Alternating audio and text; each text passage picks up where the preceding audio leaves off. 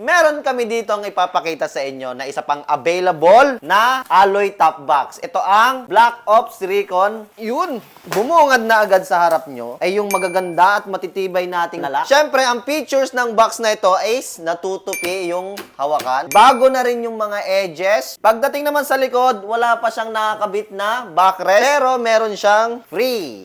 Ididikit pa natin yan. At dito po sa taas ay makikita nyo yung Black Ops Recon at logo ng SEC. Pagdating naman po sa loob, mapapansin nyo agad yung napaka-premium na leather interior. Ito naman yung bolts and nuts. O guys, try natin siyang lagyan ng helmet. Lagyan natin ng A-Sports. Ang laki pa ng spacing. Pwede mong galaw-galaw sa loob. And pwede ka pa maglagay ng kahit anong gamit mo dyan. Kapote, sapatos. Pwede, kasyang-kasya. Try natin isara.